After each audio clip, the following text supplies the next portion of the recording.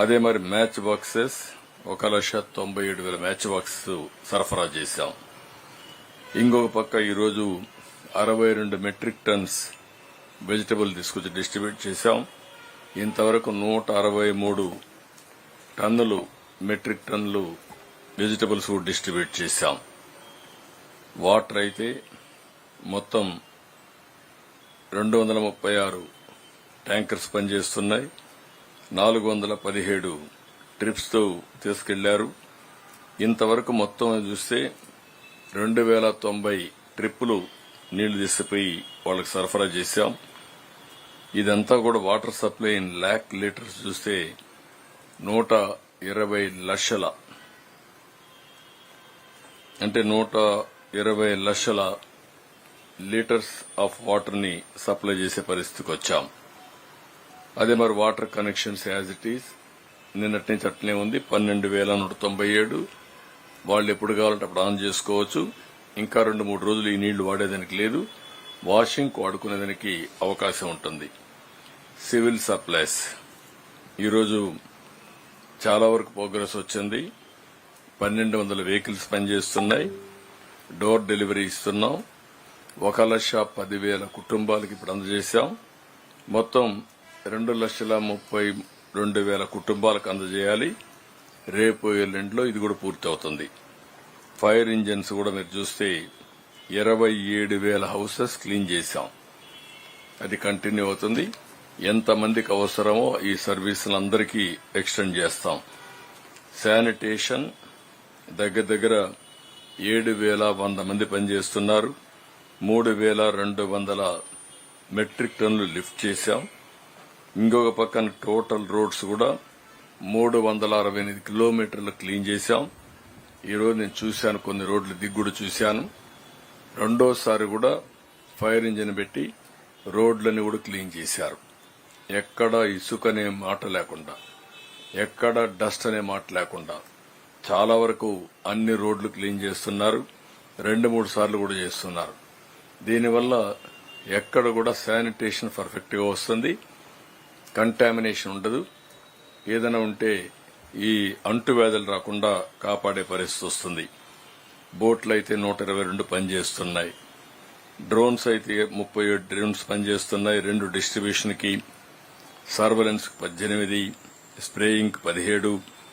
ఇంకొక పక్కన ఇవన్నీ కూడా 1,24,000 ఫుడ్ పాకెట్స్ అందించారు. ఇప్పుడు డ్రోన్స్ ని సర్వలెన్స్ పెట్టినప్పుడు అన్ని ప్రాంతాల్లో తిరిగి మళ్లీ శానిటేషన్ కి అలర్ట్ చేసి, శానిటేషన్ అవన్నీ తీసిన తర్వాత మళ్ళా ఫోటో తీసి ఆడిటింగ్ కూడా చేస్తున్నాం.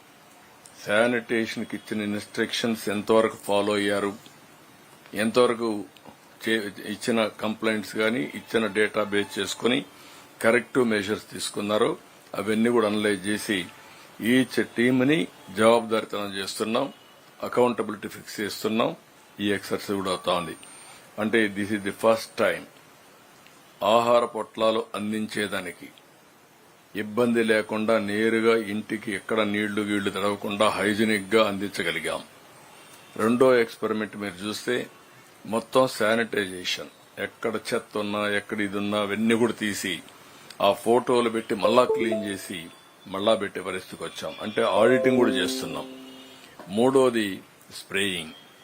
ఎక్కడికక్కడ కాస్ట్ ఎఫెక్టివ్ గా ఒక 15 మంది చేసే పని ఒక డ్రోన్ చేయగలుగుతా ఉంది.